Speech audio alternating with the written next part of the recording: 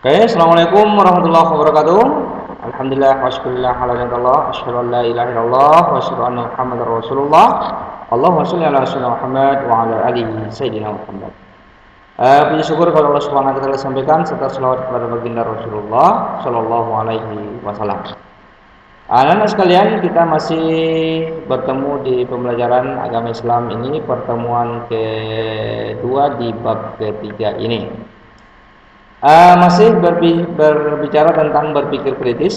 Kemarin sudah kita lihat definisi daripada berpikir kritis. Yang sekarang yang mau kita lihat adalah bagian C-nya. Bagaimana keterkaitan antara berpikir kritis dengan ciri orang-orang yang berakal. Ya, yang pertama kita lihat di sini adalah bagaimana menurut beberapa pendapat tentang berpikir kritis ini. Salah satunya adalah menurut tokoh kita yakni Mustaji. Ya, bahwa dia mengatakan bahwa berpikir secara kritis itu artinya ya berpikir secara beralasan dan reflektif dengan menekankan pembuatan keputusan tentang apa yang harus dipercayai atau dilakukan. Artinya di sini seseorang ketika dia mau melakukan sesuatu itu dia harus menelaah sebab dan akibatnya. Ya, baru setelah ia menelaah sebab dan akibatnya, barulah ia melakukan suatu tindakan ataupun perbuatan. Kemudian contoh berpikir kritis ini adalah salah satunya, ya, seperti membuat ramalan tentang suatu masalah, ya, dengan memperkirakan apa yang akan terjadi berdasarkan analisa pada saat ini. Ya, contohnya ketika awan mendung, ya, dan sangat hitam, berarti diperkirakan akan terjadi turun hujan, meskipun tidak menjadi jaminan akan turunnya hujan. Artinya di sini adalah contoh berpikir kritis. Sebelum terjadi suatu, misalnya sebelum hujan turun, dia akan sudah berpikir bahwa hujan akan turun, meskipun tidak bisa memastikan hujan akan turun dan lain-lainnya.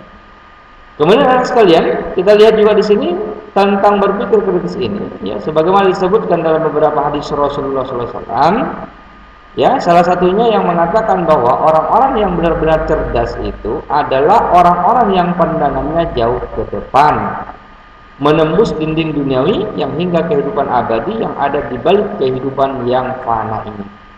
Artinya di sini anak sekalian, orang-orang yang cerdas dan berpikir kritis ini memiliki cara pandang yang jauh, ya, tentang kehidupan.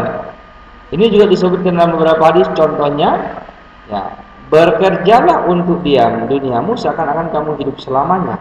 Artinya dia mempersiapkan kehidupannya untuk mungkin seminggu ke depan, sebulan ke depan, 1 tahun ke depan, ya, beberapa tahun ke depan, bahkan sampai 7 keturunan. Ya, tapi di sela-sela itu Rasul mengatakan, beribadahlah untuk akhiratmu seakan-akan kamu akan Allah panggil besok hari.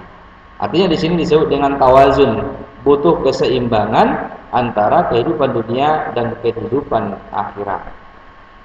Selanjutnya, ya, ketika berpikir kritis ini ada 7 macam peristiwa buruk yang sebenarnya akan menyadarkan manusia yang pada dasarnya sudah disebutkan tentang definisi berpikir kritis itu. Seperti kemiskinan, ya, yang membuat seseorang lalai dalam beribadah.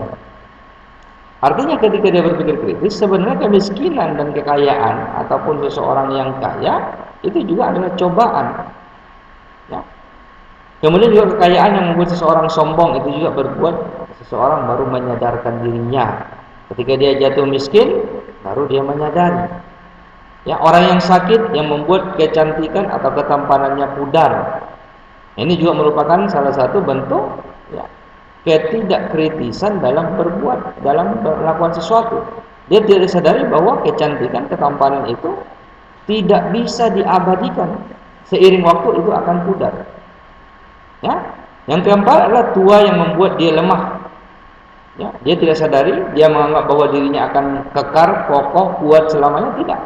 Seiring waktu, kekuatan akan memudar. Kemudian yang kelima adalah kematian yang cepat. Ini juga bisa menyadarkan seseorang kadang-kala. Ya, tapi bagi orang-orang yang berpikir kritis, dia sudah menyadari bahwa kematian itu pasti akan terjadi. Ya, kemudian yang keenam adalah datangnya Dajjal. Ini juga sudah disebutkan dalam beberapa ayat hadis bahwa suatu akhir zaman nanti akan datang Dajjal. Ya, tapi barangkali orang-orang yang tidak berpikir kritis dia mengatakan bahwa itu adalah memang fenomena alam, itu adalah sesuatu yang mungkin saja terjadi. Nah, kemudian yang terakhir adalah hari kiamat.